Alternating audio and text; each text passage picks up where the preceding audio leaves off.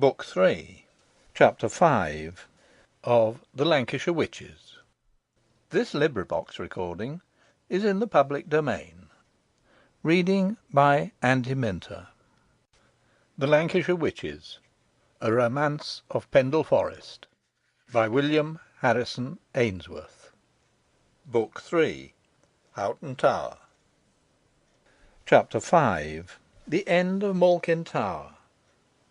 The shades of night had fallen on Downham Manor House, and with an aching heart and a strong presentiment of ill, Mistress Nutter prepared to quit the little chamber which had sheltered her for more than 2 months, and where she would willingly have breathed her last sigh, if it had been permitted her.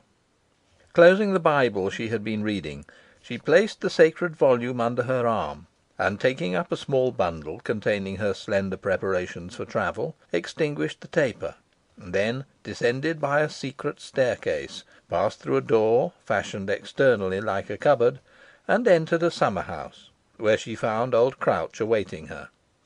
A few whispered words only passed between her and the huntsman, and informing her that the horses were in waiting at the back of the garden, he took the bundle from her, and would fain have relieved her also of the Bible, but she would not part with it, and pressing it more closely to her bosom, said she was quite ready to attend him.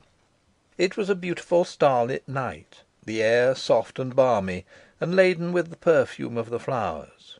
A nightingale was singing plaintively in an adjoining tree, and presently came a response equally tender from another part of the grove.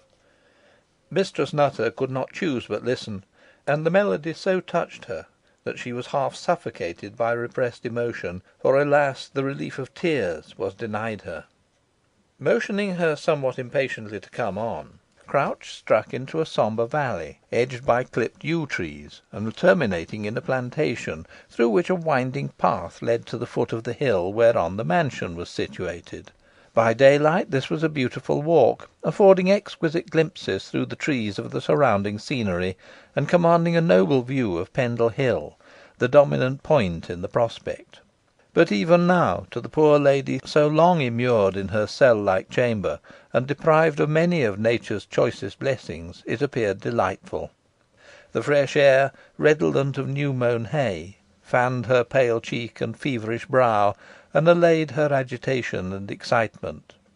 The perfect stillness, broken only by the lowing of the cattle in the adjoining pastures, by the drowsy hum of the dorfly, or the rippling of the beck in the valley, further calmed her, and the soothing influence was completed by a contemplation of the serene heavens, wherein were seen the starry host, with the thin bright crescent of the new moon in the midst of them, diffusing a pearly light around her.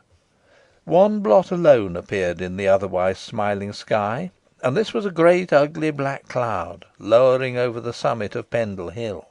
Mistress Nutter noticed the portentous cloud, and noticed also its shadow on the hill, which might have been cast by the fiend himself, so like was it to a demoniacal shape with outstretched wings. But, though shuddering at the idea it suggested, she would not suffer it to obtain possession of her mind, but resolutely fixed her attention on the other and more pleasing objects. By this time they had reached the foot of the hill, and a gate admitted them to a road running by the side of Downham Beck. Here they found the horses in charge of a man in the dark red livery of Nicholas Assheton, and who was no other than Tom Shaw, the rascally cockmaster. Delivering the bridles to Crouch, the knave hastily strode away, but he lingered at a little distance to see the lady mount, and then, leaping the hedge, struck through the plantation towards the hall, clinking the money in his pockets as he went, and thinking how cleverly he had earned it.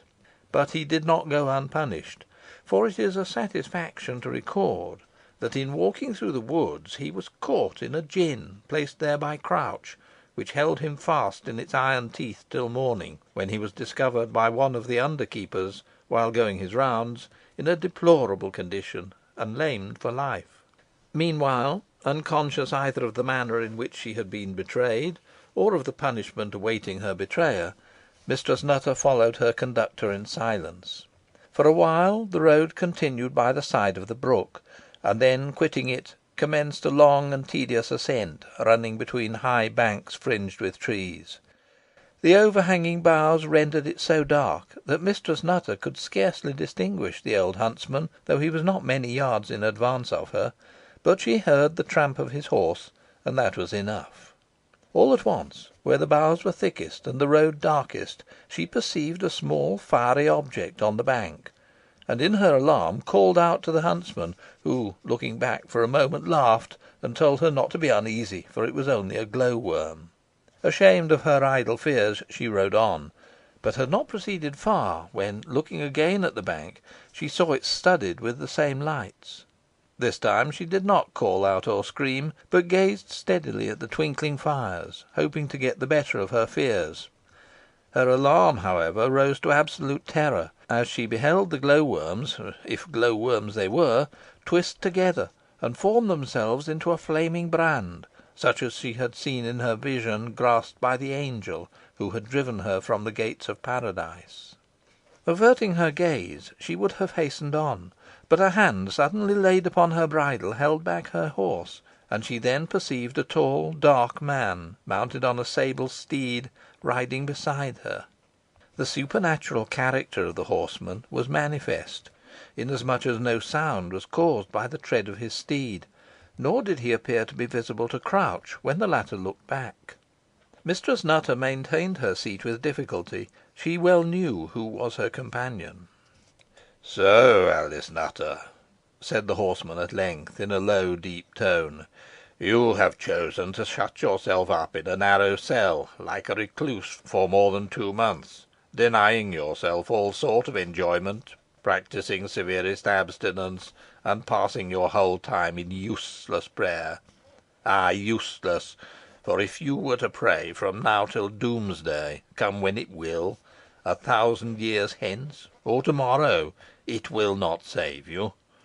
When you signed that bond to my master, sentence was recorded against you, and no power can recall it. Why, then, these unavailing lamentations? Why utter prayers which are rejected, and supplications which are scorned? Shake off this weakness, Alice, and be yourself again. Once you had pride enough, and a little of it would now be of service to you. You would then see the folly of this abject conduct, humbling yourself to the dust only to be spurned, and suing for mercy only to be derided. Pray as loud and long as you will, the ears of heaven will remain ever deaf to you." "I hope otherwise," rejoined the lady, meekly. "Do not deceive yourself," replied the horseman. "The term granted you by your compact will not be abridged, but it is your own fault if it be not extended. Your daughter is destroying herself in the vain hope of saving you. Her prayers are as unavailing as your own, and recoil from the judgment throne unheard. The youth upon whom her affections is fixed is stricken with a deadly ailment. It is in your power to save them both." Mistress Nutter groaned deeply. "It is in your power, I say, to save them," continued the horseman, "by returning your allegiance to your master. He will forgive your disobedience if you prove yourself zealous in his service, will restore you to your former worldly position, avenge you of your enemies, and accomplish all you may desire with respect to your daughter." "He cannot do it," replied Mistress Nutter. "Cannot!" echoed the horseman. "Try him. For many years I have served you as familiar, and you have never set me the task I have failed to execute. I am ready to become your servant again, and to offer you a yet larger range of control. Put no limits to your desires or ambition. If you are tired of this narrow sphere, take a wider. Look abroad, but do not shut yourself up in a narrow cell, and persuade yourself you are accomplishing your ultimate deliverance, when you are only wasting precious time, which might be more advantageously and far more agreeably employed. While laughing at your folly, my master deplores it, and he has therefore sent me as to one for whom, notwithstanding all derelictions from duty, he has still a regard, with an offer of full forgiveness, providing you return to him at once, and renew your covenant, proving your sincerity by casting from you the book you hold under your arm." "Your snares are not laid subtle enough to catch me," replied Mistress Nutter. "I will never part with this holy volume, which is my present safeguard, and on which I build my hopes of salvation hopes which your very proposals have revived in my breast, for I am well assured your master would not make them if he felt confident of his power over me. No, I defy him and you, and I command you in Heaven's name to get hence, and to tempt me no longer." As the words were uttered, with a howl of rage and mortification like the roar of a wild beast, the dark horseman and his steed vanished. Alarmed by the sound, Crouch stopped, and questioned the lady as to its cause, but receiving no satisfactory explanation from her, he bade her ride quickly on, affirming it must be the boggart of the clough. Soon after this they again came upon Downham Beck, and were about to cross it, when their purpose was arrested by a joyous barking, and the next moment Grip came up. The dog, it appeared, had been shut up in the stable, his company not being desired on the expedition, but contriving in some way or other to get out, he had scented his master's course, and in the end overtaken him. Crouch did not know whether to be angry or pleased, and at first gave utterance to an oath, and raised his whip to chastise him, but almost instantly the latter feeling predominated, and he welcomed the faithful animal with a few kind words. "I suppose they thought I couldna do without thee, Grip," he said, "and mayhap thou wert right." They are now across the beck, and speeding over the wide brown waste. The huntsman warily shapes his course so as to avoid any limestone quarries or turf pits. He points out a jack o' lantern dancing merrily on the surface of a dangerous morass, and tells a dismal tale of a traveller lured into it by the delusive light, and swallowed up. Mistress Nutter pays little heed to him, but ever and anon looks back, as if in dread of some one behind her, but no one is visible, and she only sees the great black cloud still hovering over Pendle Hill. On, on they go, their horses' hoofs now splashing through the wet sod, now beating on the firm but elastic turf. A merry ride it would be if their errand were different, and their hearts free from care. The air is fresh and reviving, and the rapid motion exhilarating. The stars shine out, and the crescent moon is still glittering in the heavens, but the black cloud hangs motionless on Pendle Hill. Now and then some bird of night flies past them, and they hear the whooping of the owl, and see him skimming like a ghost over the waste. Then more fen fires arise, showing that other treacherous quagmires are at hand, but Crouch skirts them safely. Now the bullfrog croaks in the marsh, and a deep booming tells of a bittern passing by. They see the mighty bird above them, with his wide heavy wings and long neck. Grip howls at him, but is instantly checked by his master, and they gallop on. They are now by the side of Pendle Water, and within sight of Rough Lee. What tumultuous thoughts agitate the lady's breast! The ground she tramples on was once her own. The woods by the river side were planted by her. The mansion before her once owned her as mistress, and now she dares not approach it. Nor does she desire to do so, for the sight of it brings back terrible recollections, and fills her again with despair. They are now close upon it, and it appears dark, silent, and deserted. How different from what it was of yore in her husband's days, the husband she had foully slain! Speed on, old huntsman, lash your panting horse, or the remorseful lady will far outstrip you, for she rides as if the avenging Furies were at her heels. She is rattling over the bridge, and Crouch, toiling after her, and with Grip toiling after him, shouts to her to moderate her pace. She looks back, and beholds the grim old house frowning full upon her, and hurries on. Huntsman and dog are left behind for a while, but the steep ascent soon compels her to slacken speed, and they come up, Crouch swearing lustily, and Grip, with his tongue out of his mouth, limping as if footsore. The road now leads through a thicket. The horses stumble frequently, for the stones are loose, and the footing consequently uncertain. Crouch has a fall, and ere he can remount, the lady is gone. It is useless to hurry after her, and he is proceeding slowly, when Grip, who is a little in advance, growls fiercely, and looks back at his master, as if to intimate that danger is at hand. The huntsman presses on, but he is too late, if indeed he could at any time have rendered effectual assistance. A clearing in the thicket shows him the lady dismounted, and surrounded by several wild looking men armed with calivers. Part of the band bear her shrieking off, and the rest fire at him, but without effect, and then chase him as far as the steepest part of the hill, down which he dashes, followed by Grip.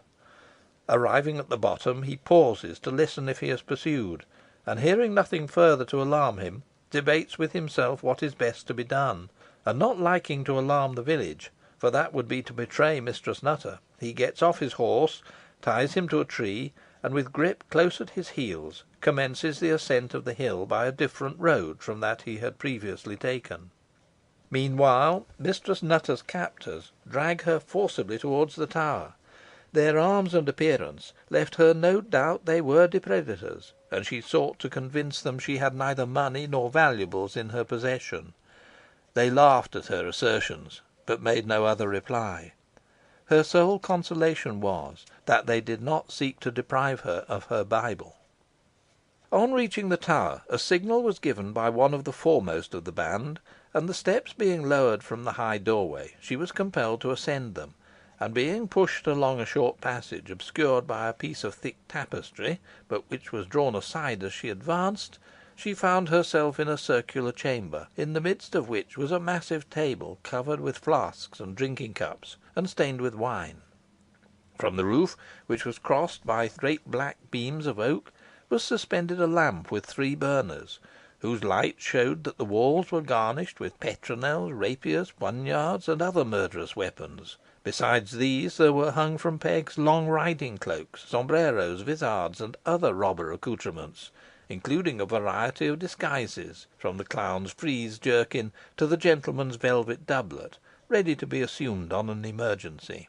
Here and there was an open valise, or a pair of saddle bags with their contents strewn about the floor, and on a bench were a dice box and shuffle board, showing, with the flasks and goblets on the table, how the occupants of the tower passed their time. A steep ladder like flight of steps led to the upper chamber, and down these, at the very moment of Mistress Nutter's entrance, descended a stalwart personage, who eyed her fiercely as he leapt upon the floor. There was something in the man's truculent physiognomy and strange and oblique vision that reminded her of Mother Demdike. "Welcome to Malkin Tower, madam," said the robber, with a grin, and doffing his cap with affected courtesy. "We have met before, but it is many years ago, and I dare say you will have forgotten me. You will guess who I am when I tell you my mother occupied this tower before me." Finding Mistress Nutter made no remark, he went on. "I am Christopher Demdike, madam. Captain Demdike, I should say. The brave fellows who have brought you hither are part of my band. Until lately, Northumberland and the borders of Scotland used to be our scene of action. But chancing to hear of my worthy old mother's death, I thought we could not do better than take possession of her stronghold, which devolved upon me by right of inheritance. Since our arrival here, we have kept ourselves very quiet, and the country folk, taking us for spirits or demons, never approach our hiding place, while, as our depredations are confined to distant parts, our retreat has never been suspected." "This concerns me very little," observed Mistress Nutter, coldly.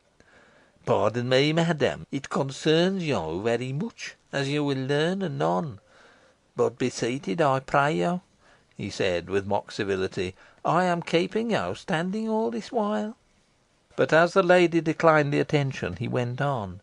"I was fortunate enough, on first coming back to this part of the country, to pick up an acquaintance with your relative, Nicholas Assheton, who invited me to stay with him at Downham, and was so well pleased with my society that he could not endure to part with me."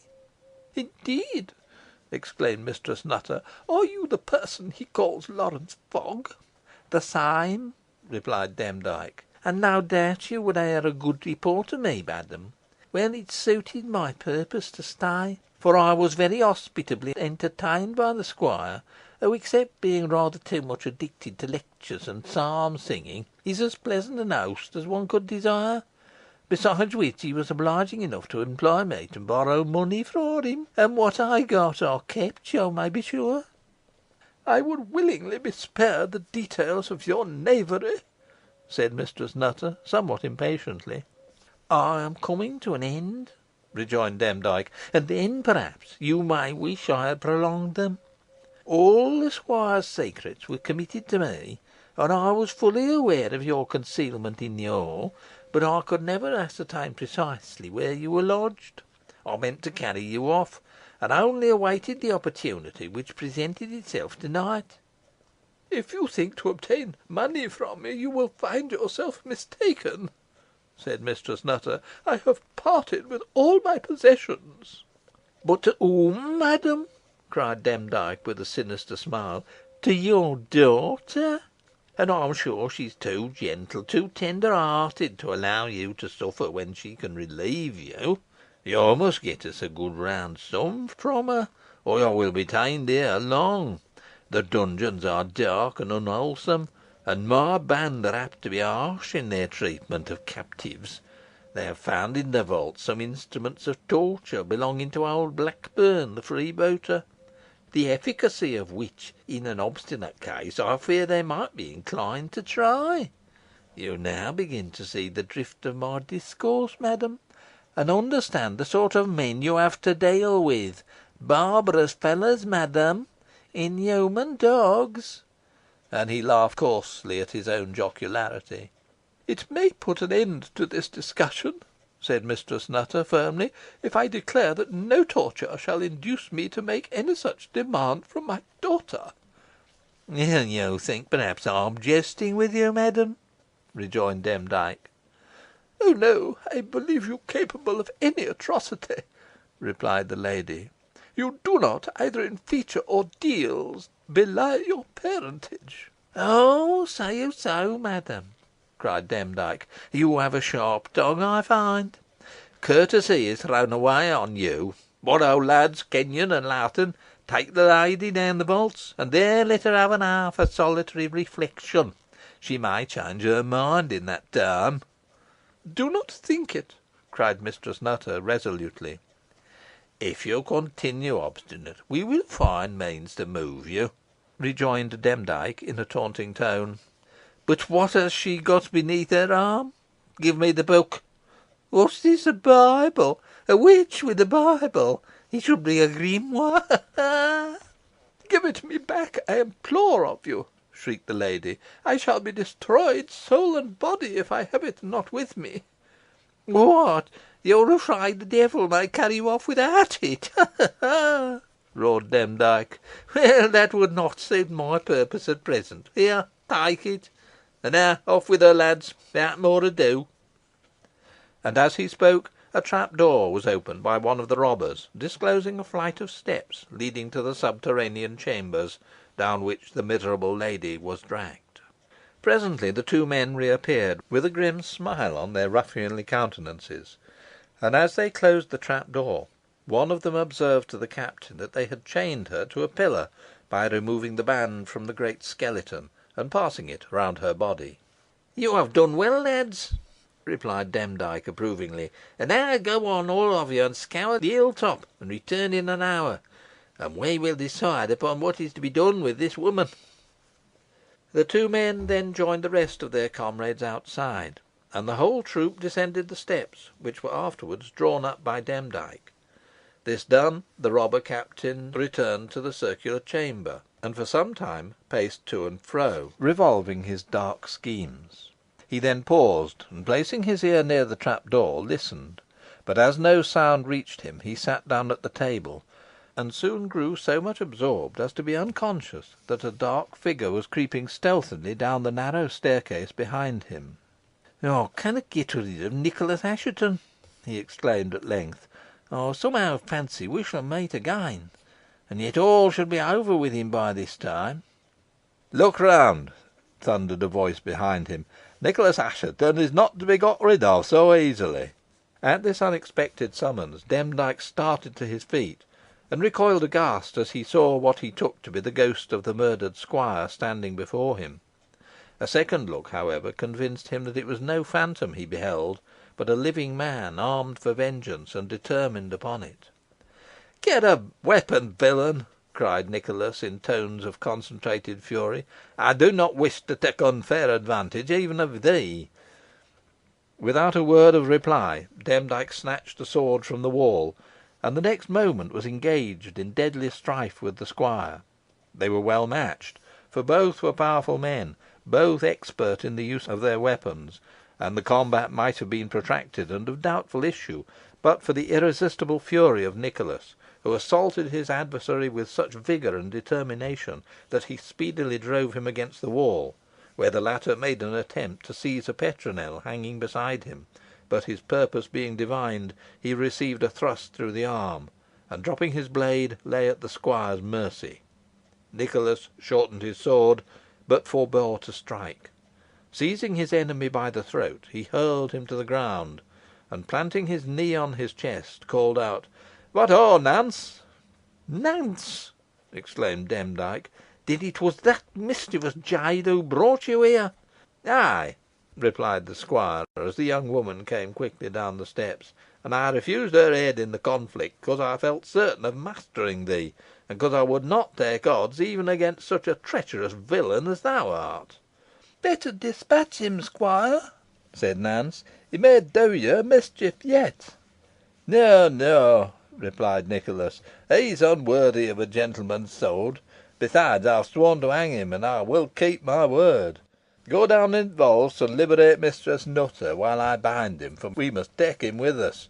To morrow he shall lie in Lancaster Castle with his kinsfolk." "That remains to be seen," muttered Demdike. "Be on your guard, squire," cried Nance, as she lifted a small lamp and raised the trapdoor.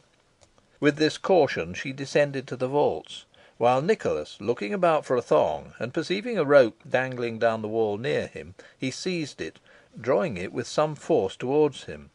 A sudden sound reached his ears. Clang! clang! He had rung the alarm bell violently. Clang! clang! clang! Would it never stop? Taking advantage of his surprise and consternation, Demdike got away from under him, sprang to his feet, and rushing to the doorway, instantly let fall the steps, roaring out, "Treason! To the rescue, my men! To the rescue!" His cries were immediately answered from without, and it was evident from the tumult that the whole of the band were hurrying to his assistance. Not a moment was to be lost by the squire. Plunging through the trap door, he closed it after him, and bolted it underneath at the very moment the robbers entered the chamber. Demdike's rage at finding him gone was increased, when all the combined efforts of his men failed in forcing open the trap door. "Take hatchets and hew it open," he cried. "We must have them. I've heard there is a secret outlet below, and though I've never been able to discover it, it may be known to Nance. I'll go outside and watch. If you hear me whistle, come forth instant."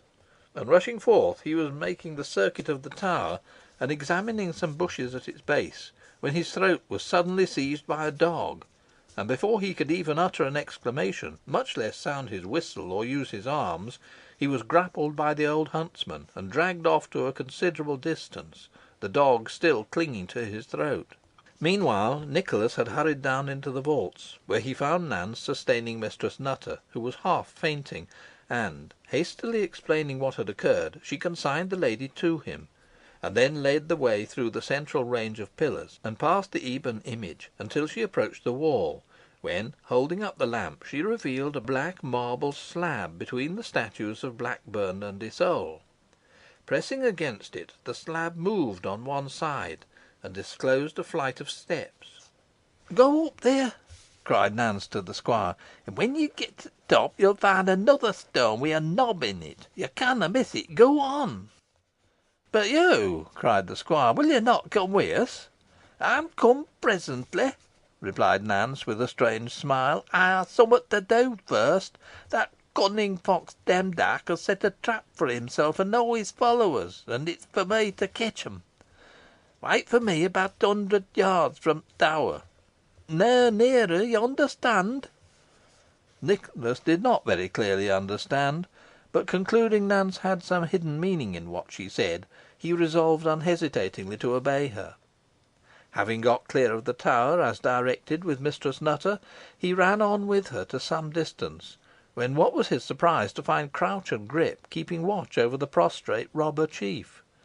A few words from the huntsman sufficed to explain how this had come about, but they were scarcely uttered when Nance rushed up in breathless haste, crying, "Off, further off, as yo value your lives." Seeing from her manner that delay would be dangerous, Nicholas and Crouch laid hold of the prisoner, and bore him away between them, while Nance assisted Mistress Nutter along. They had not gone far when a rumbling sound, like that preceding an earthquake, was heard. All looked back towards Malkin Tower. The structure was seen to rock, flames burst from the earth, and with a tremendous explosion heard for miles around, which shook the ground where Nicholas and the others stood, the whole of the unhallowed fabric, from base to summit, was blown into the air, some of the stones being projected to an extraordinary distance.